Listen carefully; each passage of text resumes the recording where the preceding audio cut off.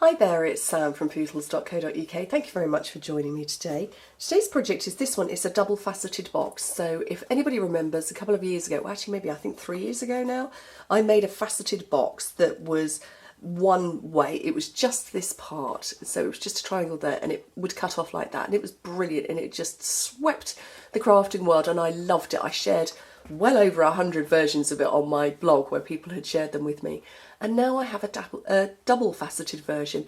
I made the prototype and I thought, I don't know how to decorate it, and I just left it. And a couple of people said, oh, you could put coffee beans on that. What would you put inside? Well, it's actually 7 inches tall, which, what's that metric? My brain's gone mushy. That is 18 centimetres tall, so it's a tall thing. And I liked the idea of coffee, so I went with the coffee break paper on there. But somebody else went, ooh, that would just look lovely in foiled cardstock. So that's what I'm going to do today. Now, you need a piece of cardstock or stiffened, you need stiff paper that's 8 1/4 by 11 inches. So you can get this from a full sheet of cardstock. You don't need to use 12 by 12. What I'm going to do is on the long side, score it at 2 inches, 5 1/2 and 9 inches. If you work in metric, you need to score at 5, 14 and 23. Please don't worry about writing anything down. Everything is going to be on my blog for you. Now, I'm going to score again, but I'm only going to score to this first score line. I'm not going to go all the way through at this stage.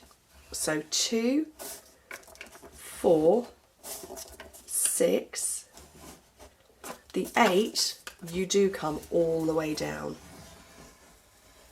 to the bottom. If you work in metric, 5, 10, 15 and 20 all the way round. Turn it round and score it again every 2 inches, but you're going to make it 2 1/4 because obviously we've got a 1/4 inch there. So, and again, just down to this line. So 2 1/4, 4 1/4, 6 1/4, and obviously the 8 is already done. So hopefully, if I turn it that way, you should be able to see the score lines. The sun has just decided to come out. Makes the paper gorgeously shiny. So my score lines, there's a horizontal and they only go down to there.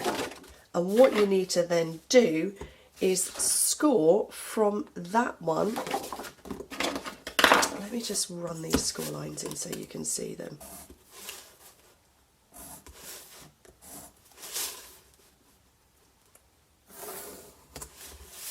If I put them in pencil, you'll be able to see them.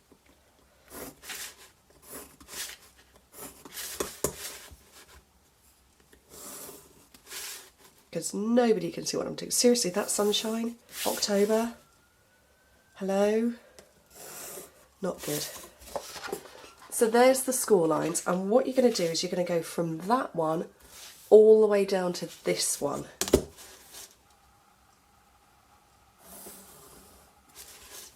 And the same, so you're doing offset score lines.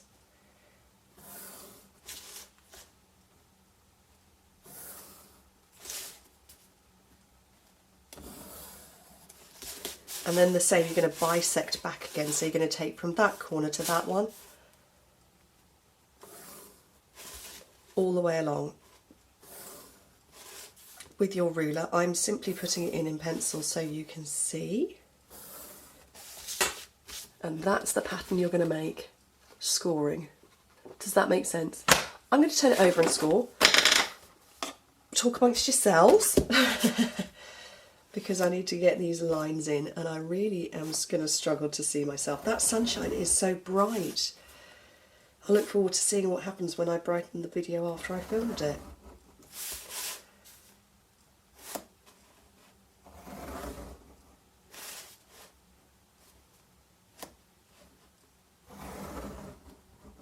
So that's my first set of lines in. Can you see them? No. You're going to have to trust me that they're there. Oh, this is funny. I've never had it quite this bad, but seriously, excuse me, that sun has literally just come streaking out.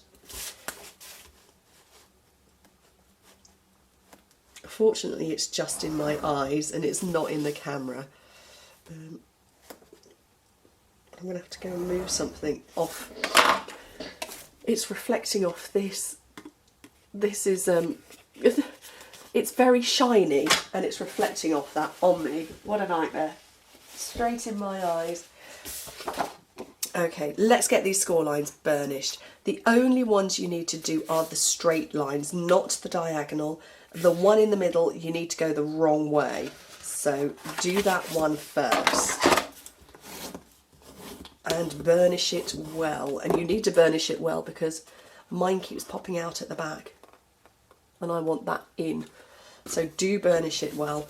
The rest, come along and do as you would normally. And to be fair, actually, it's only these ones.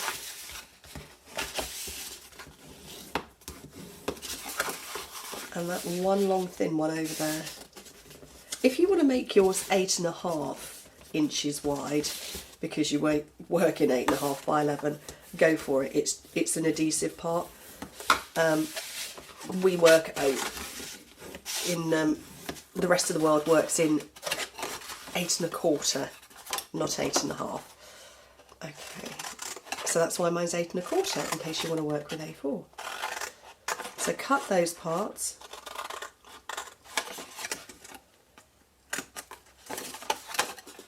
And get rid of that little skinny bit. You want one skinny part, that is it.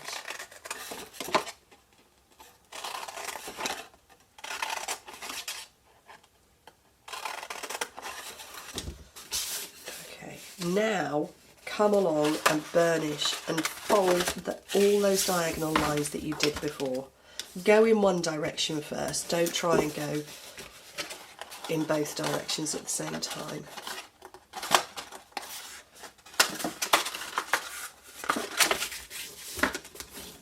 So just do one section or one set of diagonal lines and then come back in and do the other. It looks really fiddly. It's not. It's just, if you do this bit now, then you don't have to try and force your box to fit later or to pop together later.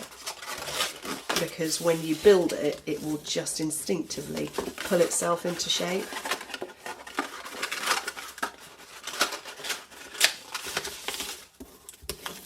And it does feel weird. You're looking at it when you're going thinking, this doesn't feel right because it's all wibbly. It will.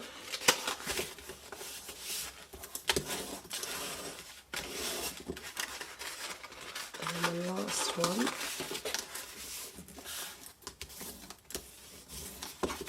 So that's everything done. I'm going to do that again because I really don't want it popping open. And it will all fold around and it will naturally stick itself together. Right. Oh, I've just dropped all my glues. Oops. So I'm using tear and tape here. Did have a paper piercer handy. I've clearly moved it.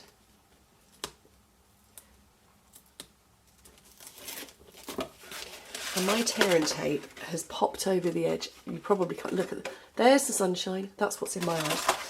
So I'm just going to bring it back on itself just so that it doesn't stick. And now we've got a bit of fun because obviously I can't just fold this flat as I normally would. So you're going to have to be a bit brave.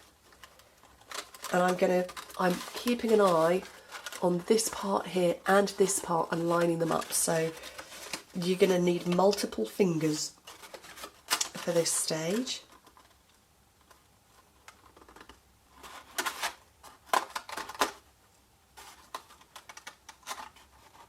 If you're a liquid glue fan, you'd be good to go. Get your hands in and make sure that is pressed down well.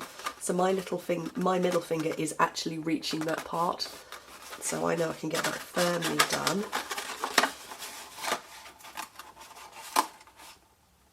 You wouldn't want to have a tall, thin box, really thin box, would you? You'd get your hands in. And then just start sticking down. So that's my back, and I really want that bit in place first.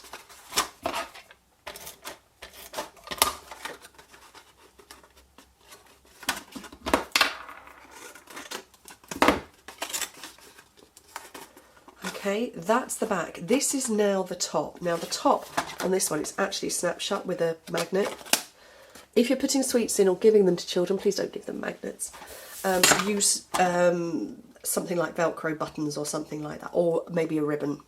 But I've got neodymium magnets which are scary strong. See? Super strong. And you have to keep them away from one another when you're trying to put your box together. Right, I want one on the front. That's the back.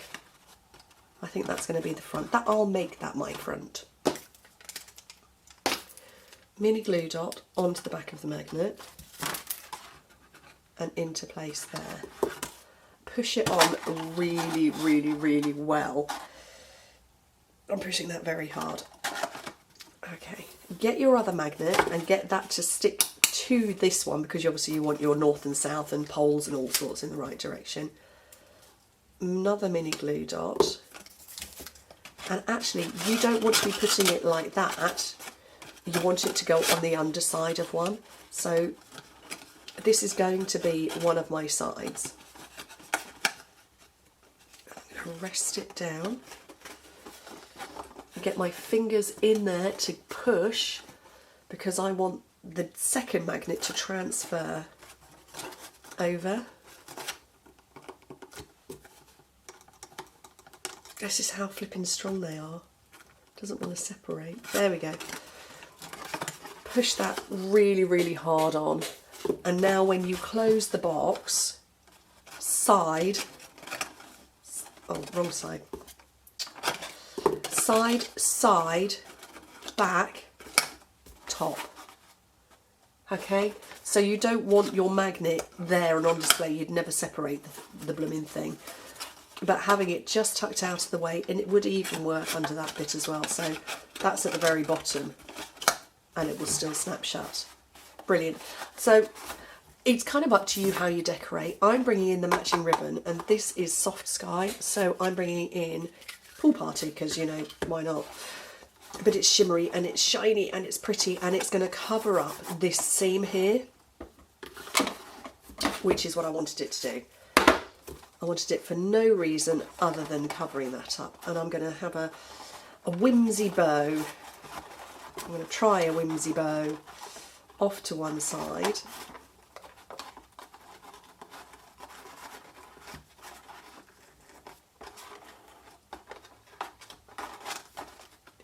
It covers up that join, trim it off, and much like my original faceted box that I made, I don't believe it needs any more decoration than that. Fill that with treats, sweets, goodies, all sorts of yummies. Fill that one with coffee beans, coffee chocolates, all sorts of things. And I love it. I absolutely adore it. I'm sure I'm going to see lots of tall ones, short ones, fat ones, thin ones, all sorts of variations of it. I might have a go at a little miniature one myself. Anyway, thank you ever so much for joining me. Hope to speak to you soon. Bye.